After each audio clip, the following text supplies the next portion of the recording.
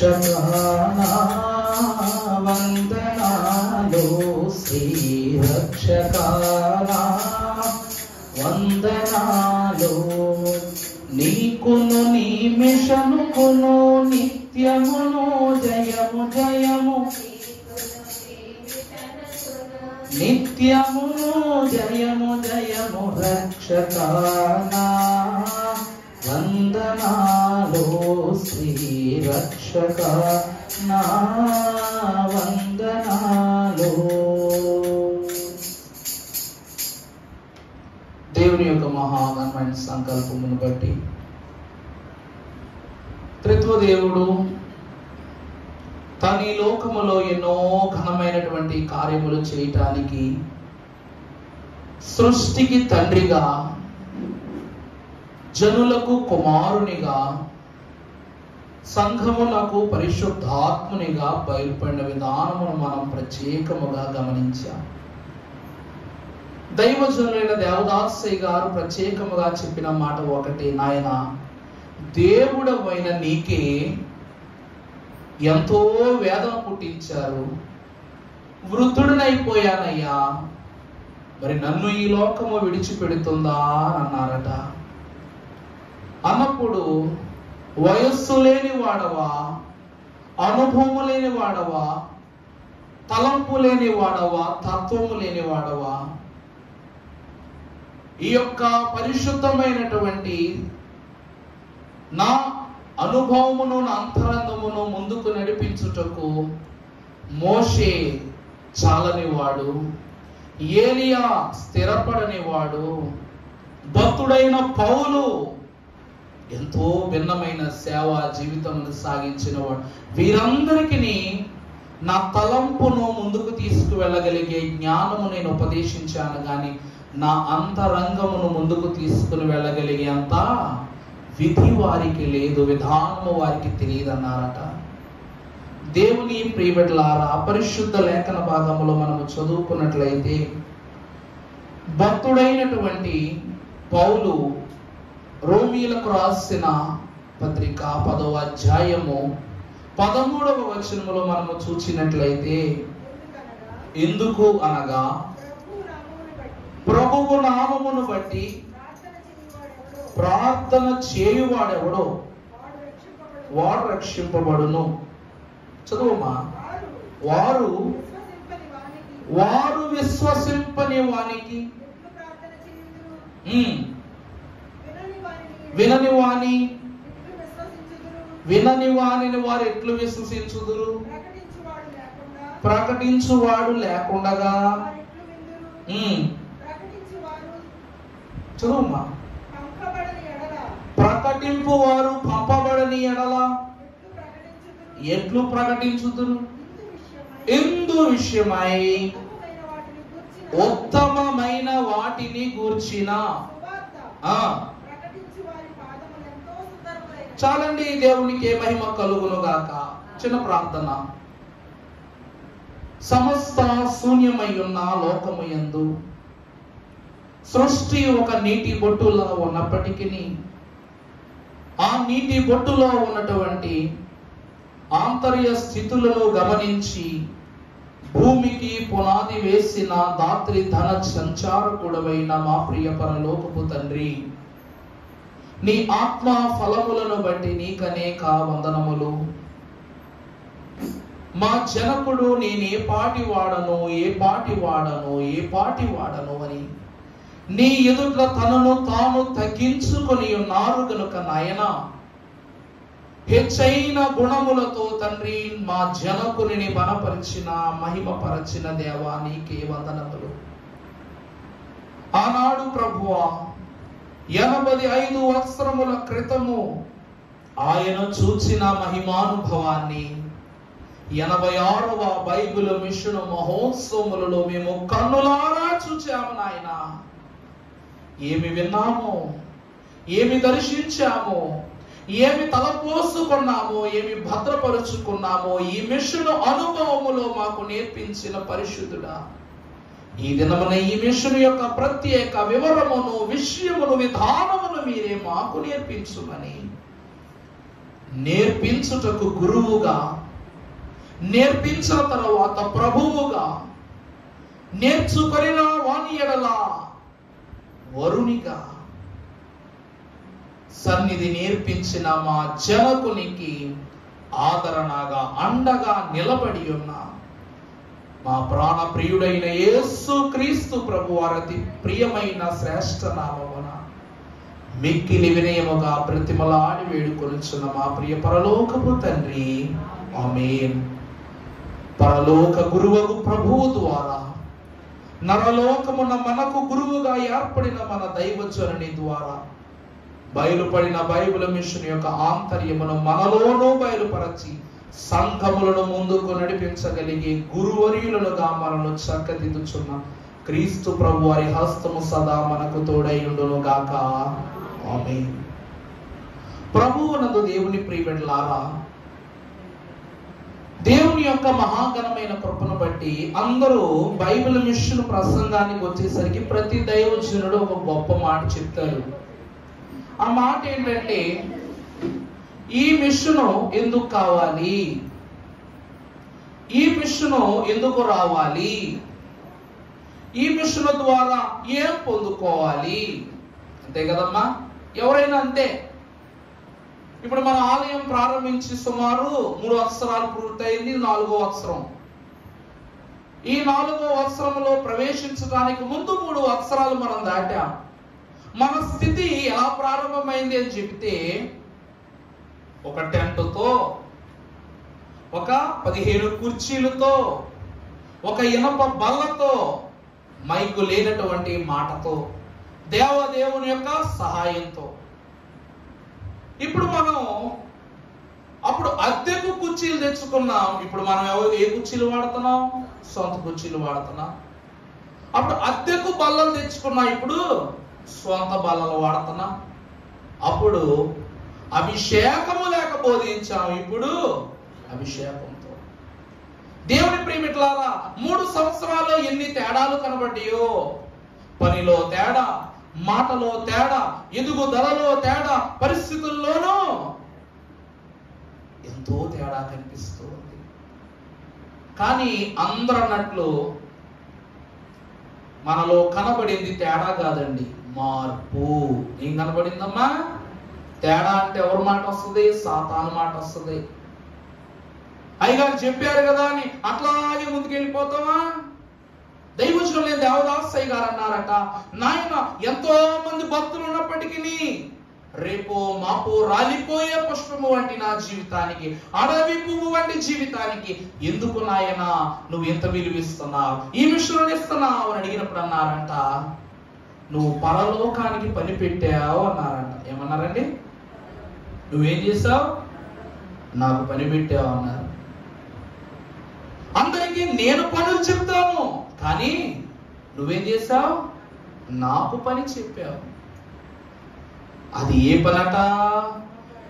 ఎన్నో మిషనులు ఉన్నవి భూమిలో, ఎన్నో మిషనులు ఉన్నవి భూమిలో, సన్నిధి నేర్పిన సద్గురువెవరు, సన్నిధి నేర్పిన సద్గురువెవరు, సన్నిధి పరుడగు ఏ గురువే, సన్నిధి పరుడగు ఈ గురువే.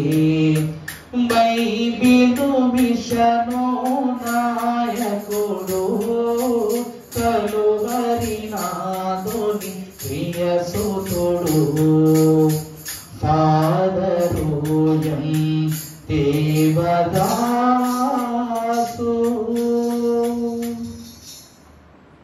ప్రభువునందు ప్రియులారా,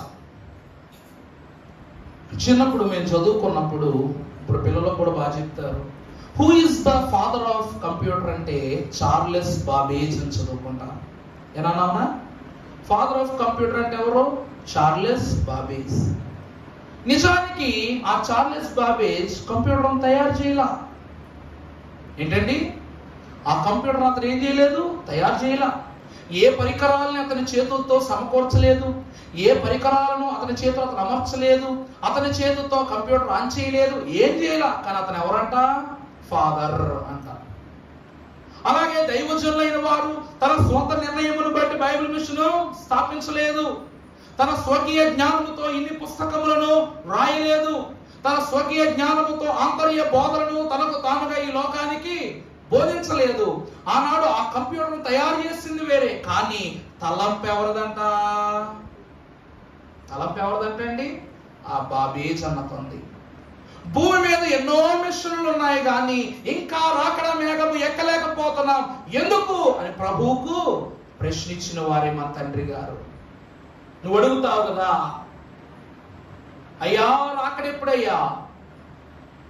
ఇదిగో రాకడ వస్తుంది వస్తుంది వస్తుంది మీ తాతయ్య గారు చెప్పారు వినేసాం, మీ నాన్నగారు చెప్పారు వినేసాం, మీరు చెప్తున్నారు సరే వింటాం, మరి మా పిల్లలైనా అంత ఓర్పుతో ఉండరు కదయ్యా, ఉండరు కదా, మరి ఎప్పుడు రాకడ చెప్పు అని దైవజనులు ప్రభువుని అడిగారంట. అప్పుడు అన్నారంట ప్రభు, పాపము చాలించుకున్నప్పుడు. ఎప్పుడండి? పాపము చాలించుకున్నప్పుడే రాకడ. కాలము పరిపూర్ణమైనప్పుడు దేవుడు తన కుమారుని పంపెను అంటే పాపము యొక్క స్థితి లోకములో ఉన్నతముగా పెరిగిపోయింది. భూమి బరువు కన్నా పాపము బరువే భూమి మీద ఎక్కువైపోయింది. కాబట్టి ఇక భూమికి సహించుకునే శక్తి లేదు, మానవునికి సహించే శక్తి లేదు. ఇంకెవరు సహించాలా? దేవుని కుమారుడే సహించాలి. అందుకే కుమారుడు వచ్చారు. అలాగే రాకడ మేఘము ఎక్కాలి అంటే వరుస సరిపోలేదు, క్రమము సరిపోలేదు, స్థితి సరిపోలేదు, పద్ధతి సరిపోలేదు, విధానములు సరిపోలేదు. ఎక్కగలగటానికి కలిగినటువంటి సాధనము కావాలి. అదే బైబిల్ మిషను. దేవుని ప్రియబిడ్డలారా, అందుకే దైవజనులు దేవదాసయ్య గారు అన్నారు, నీవు భూలోకమున మోకరిస్తే పరలోక పరిశుద్ధులకు నువ్వు పని పెట్టినట్టే అబ్బాయి అన్నారు. ఏమన్నారండి? అందుకే గారు ఏమన్నారు?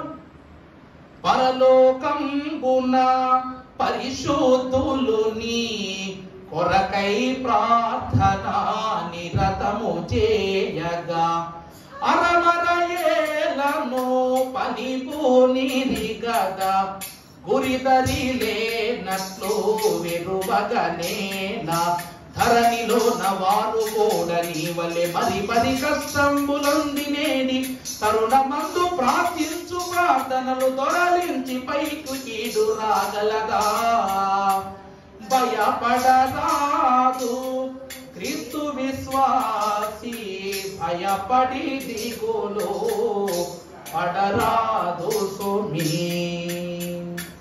365 రోజులు నిండితే సంవత్సరం ఎలాగవుతుందో అలాగే నీలో ఉన్న పాపము సమూలముగా నశించినప్పుడు ఏమవుతుంది? రాకడవుద్ది. దేవుని ప్రియబిడ్డలారా, ఈ మహోత్సవము ఎంత ఆశీర్వాదమో తెలుసా అండి? వచ్చిన వారి కుటుంబాలు ధన్యమే. ఎందుకంటే ఇది ఈనాటి ప్రెసిడెంట్ అయ్య గారైనటువంటి reverend doctor J Samuel Kiran అయ్య గారు చేస్తున్న 2వ పుష్కర సభ. పుష్కరం అంటే ఎంత? 12 సంవత్సరాలు. ఇది 2వ పుష్కరం అంటే ఎన్ని సంవత్సరాలు? 24 సంవత్సరాలు. ఇది ఎన్నో సంవత్సరం? 2024వ సంవత్సరం. ఈ 24వ సంవత్సరము 24వ అయ్యగారి యొక్క చేతిలో చేయించిన సభ 24 పెద్దల యొక్క ప్రశంసనీయమైన ప్రార్థన ధన్యతల ఫలితమే ఏమై ఉన్నది?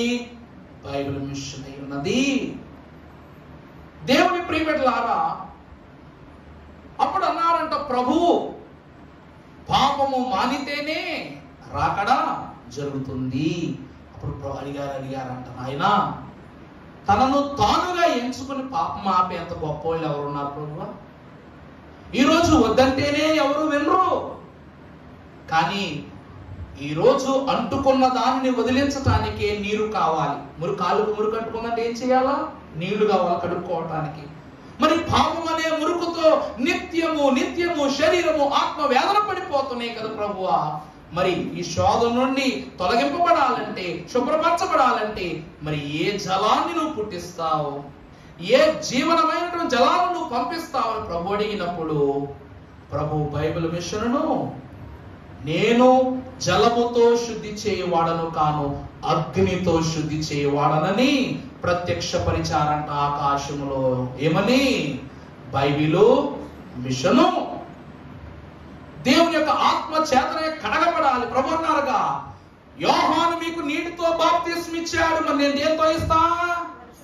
అగ్నిలో బాప్తిస్మం ఇస్తాను ప్రభు అన్నారు. ఆ అగ్ని బైబిల్ మిషన్ అయి ఉన్నది. ప్రభువుని దేవుని ప్రియబిడ్డలారా, అప్పుడు దైవజనులైన వారు ప్రభువు చెప్పినటువంటి విషయములకు ఆనందపడిపోయిన ఆయన తన స్వకీయ శరీరము నశించిపోతుందంటేనే ఈ లోకం ఒప్పుకోదు, కానీ ఆత్మ నశించిపోతే ఒప్పుకుంటుంది. ఎందుకు నాయన అంటే ఇప్పుడు ప్రభు తెలియజేశారట, ఈ మిషనులో ఆ అనుభవాలను తెలుసుకుంటారని ప్రభు అన్నారంట. అంటే ప్రతి మానవుడు శరీరానికి విలువిస్తున్నాడు, ఆత్మకు విలువట్ల. ఒకనొక సమయంలో దైవజనులైన వారు ఒక ప్రాంతానికి సువార్త చేయడానికి వెళుతుండగా ఒక అందమైన చిలక కనబడిందంట. అందమైన చిలక కనబడేసరికి దాన్ని ఒక పిల్లవాడు అడిగాడు అనమాట, నాన్న నాకు ఆ చిలక్కోను చిలకను అడగగానే, అరే నువ్వు దాన్ని పెంచలేవురా నాన్న, పోషించలేవురా అన్నాడంట. అనగానే వీడు గోల పెట్టడంతో సర్లే అని చెప్పేసి ఆ చిలకను తండ్రి కొన్నాడంట. ఒక చిన్న పంజరంలో చిలకను పెట్టి దానికోసం పంజరం అందులో ఏర్పాటు చేసి దానికి కావలసినటువంటి నూకలను కొని అన్నిటితో ఇంటి దగ్గర ఏర్పాటు చేశాడు. రోజుకు ఒకసారి ఆ చిలకను చూసి ఇవ్వడంట, ముద్దొచ్చేసేది. కొంతకాలం అయిన తర్వాత ఈ చిలకను చోటు ఆపేశాడు. ఈ చిలక పెద్దదైపోతూ చిన్న చిలకగా కొనుక్కున్నాడు, అది పెద్దదైపోయింది, పంజరము సరిపోట్లా. వెంటనే నాన్న దగ్గరికి వెళ్ళి, నాన్న మనుషులు పెరగాలంటే సంవత్సరానికి ఎంత ఉంటుంది, చిలకలు పెరగడం ఎంతసేపు అండి, ఒక నెలలో దప్పని పెరిగిపోతుంది. నెల దాటిపోయింది, చిలక పెద్ద అయిపోయింది, పంజరం చాలకపోయేసరికి నాన్న దగ్గరికి వెళ్ళి, డాడీ చిలకకు పంజరం చాలటం లేదు, కొత్త పంజరం కొనుక్కుని వద్దాం పదా అని వెళ్ళాడంట. అక్కడ అన్ని పంజరాలు చూసి చాలా అందమైన పంజరం ఒకటి, కాస్ట్లీ పంజరం ఒకటి కొనుక్కొచ్చాడంట. అది చూస్తేనే ముద్దొచ్చేసి అంత అందమైన పంజరం అన్నమాట. తీసుకొచ్చి ఆ చిలకను అందులో పెట్టాడు. దానికి రకరకాల రత్నాలు, రకరకాల డెకరేషన్ చాలా ఉన్నాయి అన్నమాట. రోజు తన ఫ్రెండ్స్ ఒక రోజు తన ఇంటికి రాగానే వాళ్ళు చూసి, రే ఆ పంజరం చూడరా ఎంత బాగుందో, ఏమన్నారండి, ఆ పంజరం చూడరా ఎంత బాగుందో, ఇరే ఎక్కడ కొన్నావురా, ఎప్పుడు కొన్నావురా, రోజు ఇంకా ఈ మాట అనడంతో, స్నేహితులు అనడంతో ఇతనికి ఏమొచ్చేసింది, నాకు మంచి అందమైన పంజరం కొన్నా అయితే రోజు దానికి పాలిష్ పెట్టేవాడంట. పాలిష్ పెడితే నీట్ గానే ఉంచేవాడు. చూసిన వాళ్ళందరూ ఆశ్చర్యపోతుండేవారు ఎంత అందంగా ఉంది పంజరం అని. కొంతకాలం తర్వాత ఆ పంజరం కనబడాల. ఏమైందయ్యా అని ఆరా తీస్తే చిలక చచ్చిపోయింది, పంజరం తీసుకెళ్ళి ఒక ప్రక్కన పడేసాం అని అన్నారు అన్నమాట. అంటే ఈ పంజరాన్ని తుడిసే దృష్టిలో పడిపోయిన వీడు ఈ చిలక ఏం పెట్టలా, నూకలు పెట్టలా, ఆహారం పెట్టలా. మానవుని యొక్క దేహము కూడా పంజరమే. లోపల ఉన్న చిలకను కాపాడుకోకుండా ఈ పంజరాన్ని ఏం చేస్తున్నాం, 24 గంటలు తుడిసేస్తున్నాం. ఒకానొక దినాన ఆత్మ ఏమైపోద్ది, చచ్చిపోయింది. అప్పుడు దీన్ని ఏం చేయాలా, బయటికెళ్ళి ఒక గోతులో పడేయాలి. సూట్ వేసి పడేసినా, లేకపోతే లుంగి పంచి కట్టి పడేసిన, గుడ్డ కప్పి పడేసిన, మసి గుడ్డలతో పడేసిన ఏమైపోతట, ఇక విలువలేంది. ఇలా ఉంది నాయన లోకం, మరి ఏం చేయమంటావు అని అంటే అన్నారు దైవజనులు, నీలో కలిగిన ఆ అగ్నిని వారిలోనూ కలిగిస్తావనే నీకు ఈ బాధ్యత అప్పగిస్తున్నాను. కానీ ప్రభు దైవజనులు ఆశ్చర్యపోయి, ఊరుకో ప్రభువా, ఊరుకోనాయనా, నీవంటున్న మాట సబబే, కానీ నాకంత శక్తి లేదు. ఎందుకంటే నేను ఎవరిని, వృద్ధుణ్ణి, ధనము లేని వాణ్ణి, పొలము లేని వాణ్ణి, నీవిచ్చిన మిషన్కు కనీసము ఒక పాకనేడు కూడా ఇవ్వలేని వాణ్ణి, నాకిస్తున్నావేంటయ్యా అని అడిగారట. అప్పుడు ప్రభు జ్ఞానముతో ఒక గొప్ప రక్షణ పద్యాన్ని దైవజనులకు బోధించారు. ఏమిటంటే, ధనము రాగల ఎట్టి దారి లేకున్నను బైబిలు మిషను స్థాపనము జరిగే, బడు బడులు బోటింగులు పనులు లేకున్నను బైబిలు మిషను స్థాపనము జరిగే. నిలువ సొమ్మును పంట పొలములు లేకున్నను బైబిలు మిషను స్థాపనము జరిగే. మనన చేయ సమాజాలు లేకున్నను బైబిలు మిషను స్థాపనము జరిగే. వచ్చివేయుడి అన్నట్టి ప్రభువు మాట పుచ్చుకొని నిర్భయంబుగా వచ్చివేసి క్రైస్తవులు కొందరి మిషను కట్టుకొనిరి. 795 అందు 1938 అందు ధనము లేనప్పటికీ ఏం జరిగిందంట? బైబిల్ మిషన్ స్థాపనము జరిగిందట. బడులు బోర్డింగులు లేకపోయినా బైబిల్ మిషన్ స్థాపనము జరిగిందట. పొలములు పంటలు స్థలము లేకున్నాను బైబిల్ మిషన్ స్థాపన జరిగిందట. ప్రభువుని దేవుని ప్రియబిడ్డలారా, దైవ జనులు ఆనాడు గ్రహించుకున్న గొప్ప సత్యము, నీ కుమారుని జననము బైబిల్ మిషన్ జననము రెండూ ఒకటే. ఆనాడు కన్య మరియా, తల్లి అయినటువంటి మరియా, ఆమె గదిలో ఉండి మోకరించి ప్రభువుకు ప్రార్థన చేసినప్పుడు పరిశుద్ధాత్మ ద్వారా ఆమె పొందుకుంది, గర్భఫలాన్ని పొందుకుంది. నీవు ఏమన్నా అక్కడ దూత, దయాప్రాప్తురాలా, నీ శుభం. అక్కడ జరిగిన సన్నివేశం 2000 సంవత్సరాల క్రితం.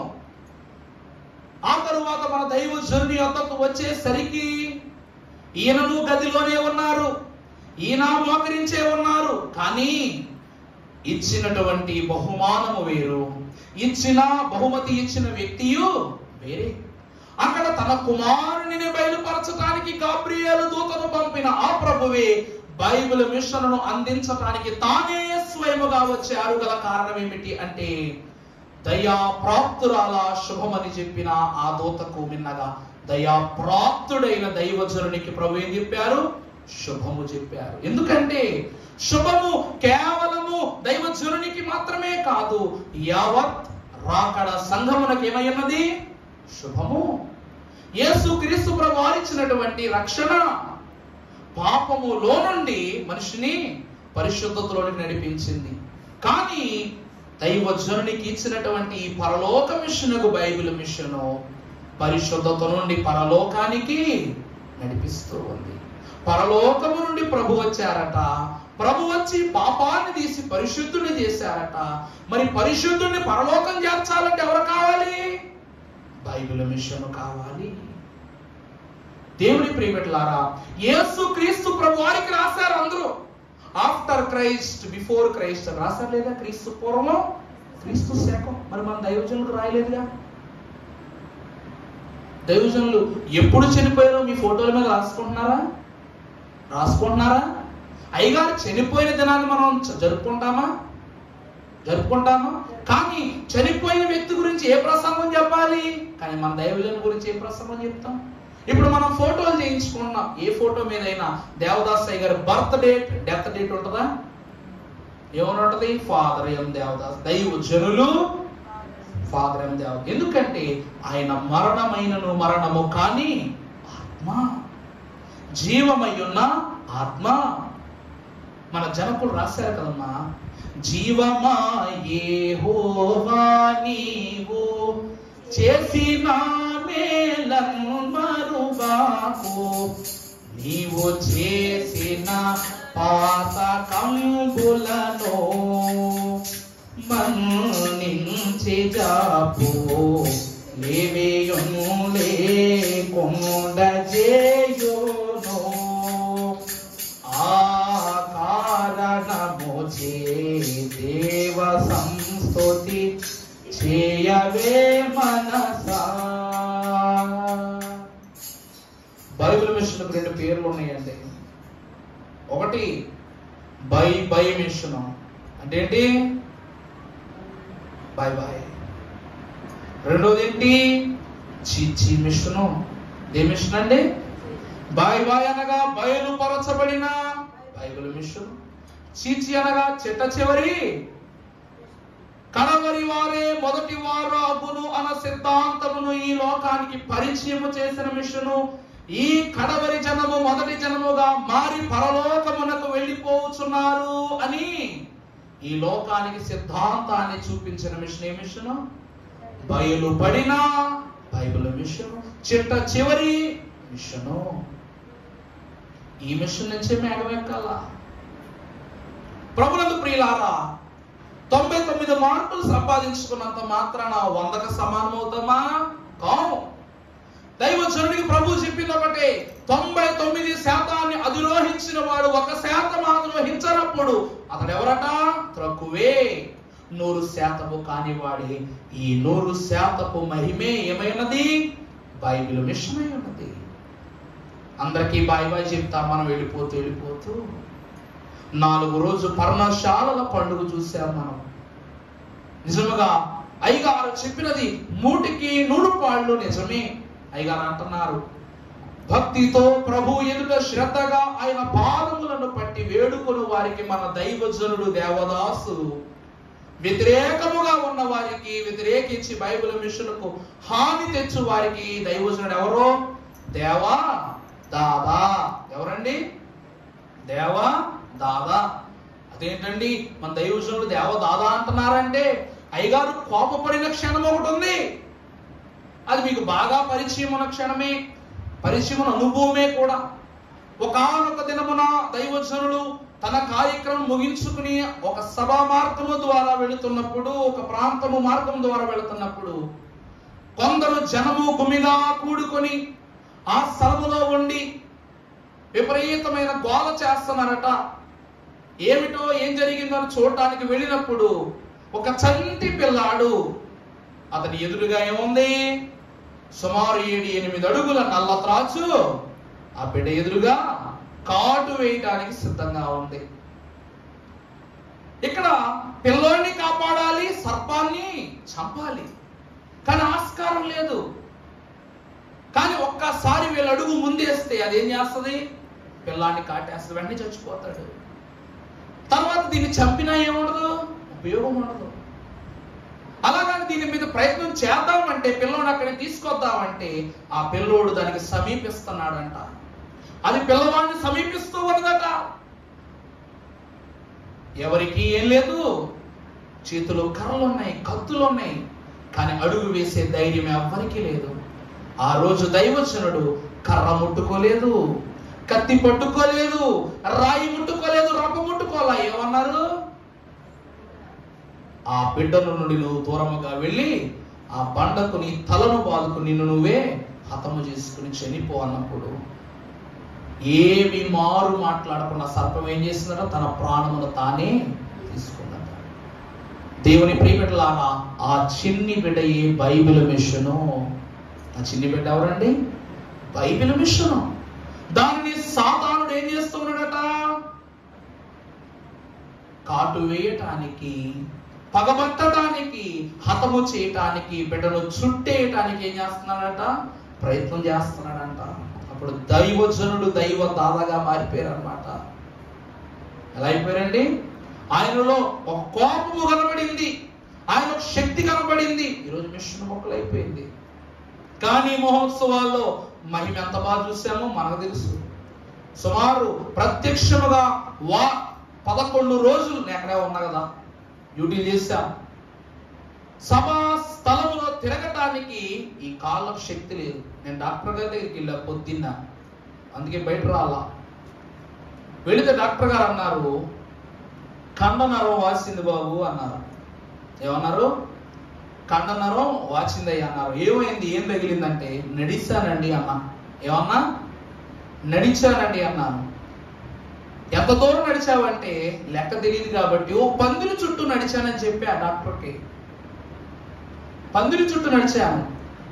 ఎన్ని ఎకరాలు ఏంటి అని అన్నారు. 25 ఎకరాల పందిరండి.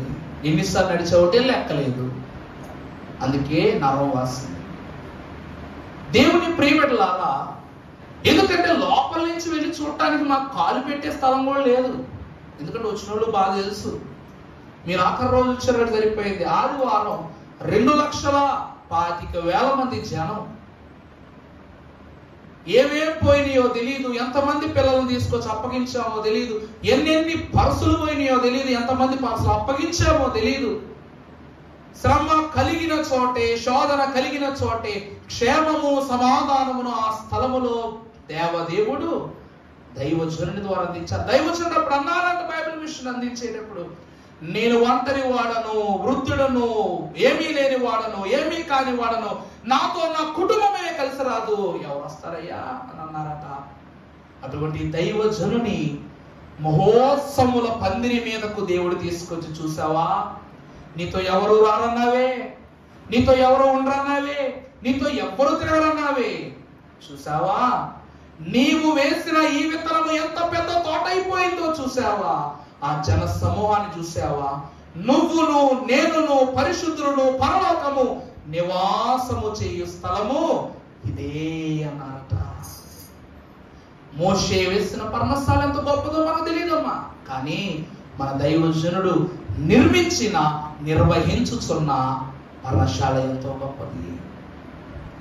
సర్వంబులో నీవు సర్వమై ఉన్నావు, నిర్వహించితివి నా నిఖిల కార్యములు అన్న గొప్ప వాగ్దానము నెరవేరింది బైబిల్ మిషన్ సభా ప్రాంగణములోనే.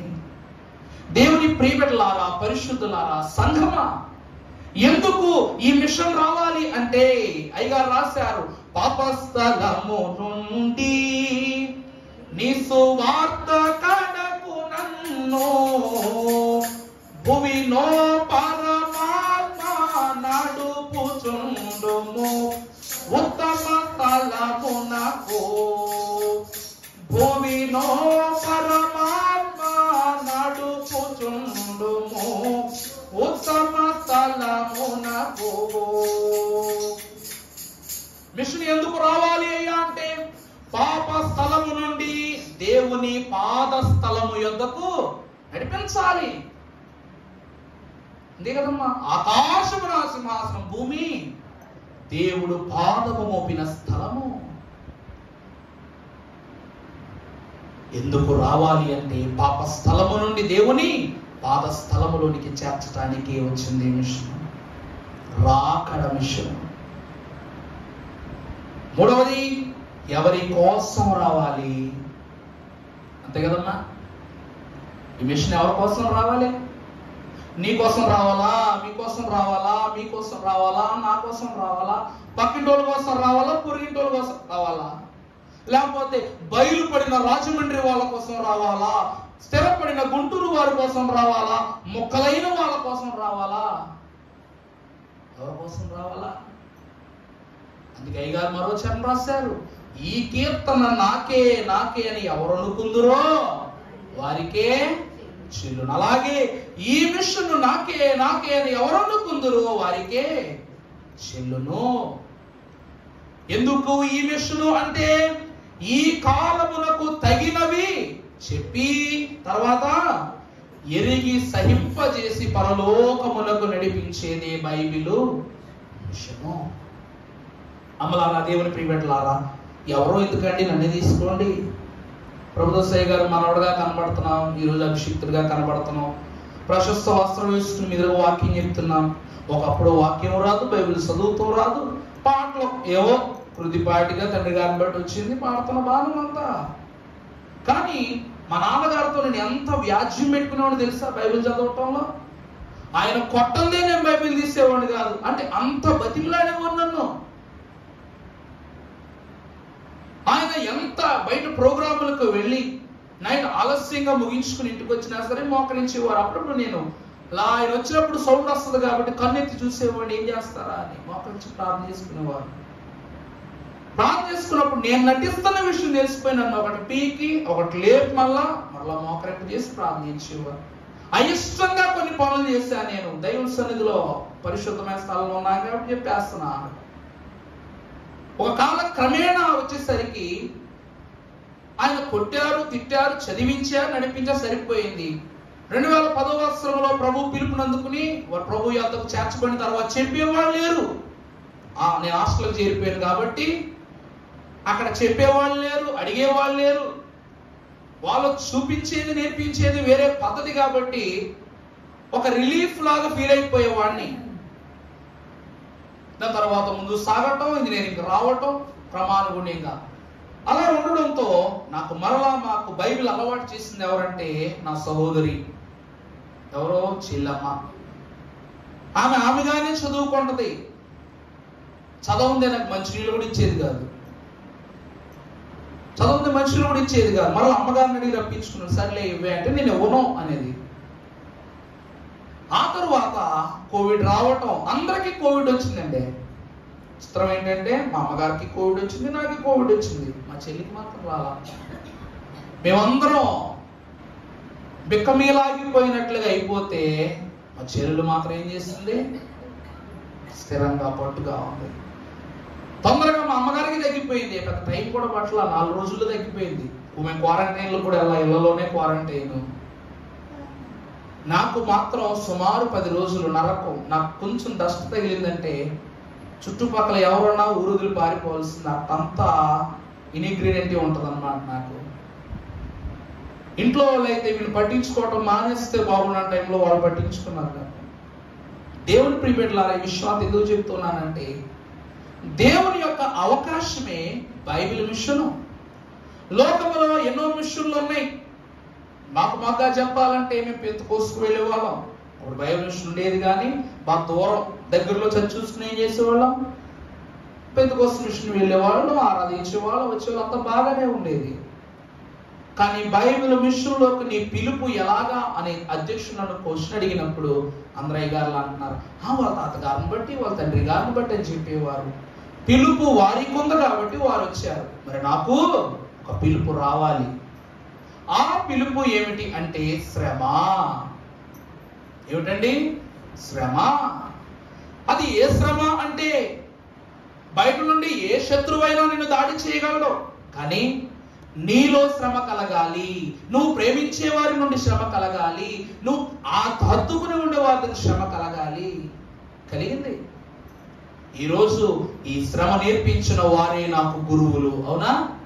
ఈ శ్రమ నేర్పించుతున్న సాతానే గురువు. అయ్యగారు అన్నారుగా, సాతాను దెయ్యాలు సంఘ కార్యములకు సాధనములు. తెలుసా? ఈరోజు ఈ సంఘ కార్యమునకు దేవుడు సాతాను ద్వారా చేసిన ఒత్తిడే గొప్ప సాక్ష్యం. దైవజనుని కూడా ఒక్కొక్క పాటకి ఒక్కొక్క ఒత్తిడి, ఒక్కొక్క చరణానికి ఒక్కొక్క శ్రమ. దేవుని సంగమా, దైవజనుడు అందుకున్నారు. ఏదైతే అందుకున్నారంతే మిషన్ను. ఆ తరువాత మిషన్ను తీసుకొచ్చి కొంతకాలం తర్వాత గుంటూరులో స్థిరపరిచినప్పుడు అప్పటి రాజారావు గారు, అనగా మన కిరణ్ బాబయ్య గారి, ప్రెసిడెంట్ గారి యొక్క తాతగారు, ఆయన దైవజనుడు రిజిస్టర్ ఆఫీస్ తీసుకెళ్లి 66/1959 అని రాయించి రిజిస్టర్ చేయించారు. 66 అంటే ఏంటో కూడా కొంతమందికి తెలియదు. ఇది బైబిల్ మిషను. అంటే 66 పుస్తకాల సముదాయము నిండి ఉన్న మిషను. అందుకు 66/1959 తీసుకుని వెళ్ళి స్థాపింపబడిన కాకాన్శాలను హెడ్ ఆఫీస్ గా రిజిస్ట్రేషన్ చేయించి దైవజనుని యొక్క ఆలోచనను ముందుకు నడిపించింది బేతేలు గృహం. ఏలాగునైతే బైబిల్ మిషన్ అంటే కేవలము భూమి నుండి పరలోకమును నడిపించేది మాత్రమే కాదు, పరలోకపు తలంపులను భూమి మీదే నీకు చూపించేది. ఆనాడు యోహానుకు జరిగింది. తర్వాత మన దైవజనునికి ఆ ప్రాప్తము లభించిందని ప్రభు నామాన్ని తెలియజేస్తూ ఉన్నాను. యాకోబు మహాభక్తుడు బేతేలు పడుకుని అతను ఏం చేశాడు చెప్పండి? ఒక రాయిని తలతలగలగా చేసుకుని పండుకొని ఉన్నప్పుడు తన తలద్వారము గుండానే పరలోకపు దర్శనాన్ని అతడు నిద్రలో చూచినట్లు ఆ రోజు ఆ రాయికి తైలము పోసి ప్రతిష్ఠ చేసి బేతేలుని పేరు పెట్టినట్లు దైవజనుని ద్వారా బేతేలు గృహమును అని ఘనమైన పునాదిని దేవుడు వేసి ఈరోజు బైబిల్ మిషన్ను ముందు నడిపిస్తున్నారు. అమ్మని ప్రేమించలేని వాళ్ళు లోకములో దేనిని ప్రేమించలేరు. అలాగే దేవుని గృహాన్ని ప్రేమిస్తే ప్రతి ఒక్కరూ అన్ని గృహాలను ప్రేమించినట్లే బేతేలు గృహం అంటే అనుభవము కలిగి ఉంది. కాబట్టి 86 వత్సరాలు జరిగింది. మహోత్సవం ఒక్కసారైనా ఆపామండి? మీరే చూడండి. అయ్యగారు పలానా సమయంలో పెద్ద వర్షం వచ్చిందండి, ఆపేసామా? స్థలము మారింది కానీ మహిమ మారిందా? మారలా. ఈ సంవత్సరము జనము వస్తారా రారా అని పోలీసు వారు ప్రశ్నించారంట. ఎందుకంటే ఇన్ని పందిర్లు వేస్తున్నారు, మాకు సెక్యూరిటీకి ఇబ్బంది.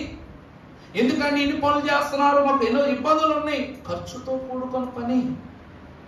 ఇవన్నీ చెప్తా ఉంటాయి. అయ్యగారు అన్నారంట, మీకు కొన్ని చోట్ల చూస్తుంటారు గడ్డి సరిగా వేయలేదు. మేము చూసారా, వెనక పందిర్లకు వచ్చేసరికి గడ్డి వేయాల, కూర్చున్న వాళ్ళు బాగా తెలుసు. పోలీసు వాళ్ళు అన్నారు, ఏదైనా సర్క్యూట్ అయితే గడ్డి కదండి, తొందరగా అంటుకుపోతుంది పందిరి, గడ్డి వేయడానికి వీలు లేదు అని చెప్పగానే అయ్యగారు అన్నారంట, 80 సంవత్సరాలుగా మేము ఈ సభలు చేస్తున్నాం, ఈ గడ్డి మాకు తలగడైంది, మెత్తటి పాన్పైందే తప్ప హాని కాల, ఆ తలంపే మాకు లేదు, మేము వేసుకుంటామని అయ్యగారు ఆయన మట్టుకు వేయించారు. వాళ్ళ వాదం పెట్టడంతో కాస్త ఆపేశారు. అయినా జనం ఏం చేశారు చెప్పండి? వాళ్ళకి కావాల్సిన గడ్డి తెచ్చుకుని అక్కడ వేసేసుకుని పరిపేసుకుని పండుకున్నారు. దేవుని ప్రియబిడ్డలారా, సంగమా, స్థాపించబడిన బైబిల్ మిషను, దైవజనుడు ఆనాడు చూసిన మిషను, ఈనాడు మనము చూస్తున్న మిషను, మోషే మహాభక్తుడు సీనాయి పర్వతం మీద ప్రభు ప్రత్యక్షతను చూసిన మిషను, ప్రభు ప్రత్యక్షతను చూసిన మోషేలో యెహోవా చూసిన మిషను, ఈనాడు ఈ లోకమునకు దిగి వచ్చిన మిషను. ఏ మిషను? Bible machine. కొందరు అంటారు, ఒకటే మాట అంటారు అందరూ, మొక్కలైపోయింది మొక్కలైపోయింది మొక్కలైపోయింది. వాళ్ళకేం తెలుసండి? ముద్ద బంగారం తీసుకొచ్చి మీ చేతిలో పెడతా, ఒక పేడు ఊడి కింద పడద్ది, వదిలేసి వెళ్ళిపోతావు నువ్వు, తీసే జోలు వేసేసుకోవు. అలాంటిది బంగారము వంటి పరిశుద్ధ సింహాసనాలను, పరలోక రాజ్యాలను, పరలోక మహిమలను చూపించే పరలోకపు గవిని ఈ మిషను. మరి ముక్కలుగా చేసుకుని అపహరించుకుపోవాలని ఆశ ఎవరికి ఉండదో? ఎవరికైనా ఉంటుంది. వారు గమనించవలసిన సత్యం ఏమిటంటే, బంగారము ఆంధ్ర దాటినా బంగారమే, అమెరికా దాటినా బంగారమే, అంతరిక్షం దాటినా బంగారమే. అలాగే బైబిల్ మిషన్ కూడా బేతేలు గృహములో ఉన్న బంగారమే. పలు ప్రాంతములలో నివాసం చేసినది ఏమైనది? అది విస్తరిస్తున్నదే తప్ప హీనతను సంపాదించుకోవట్లేదు.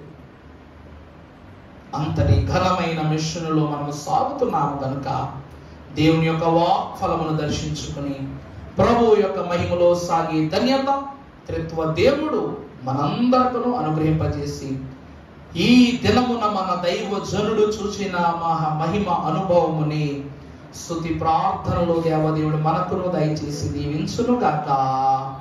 ఆమేన్.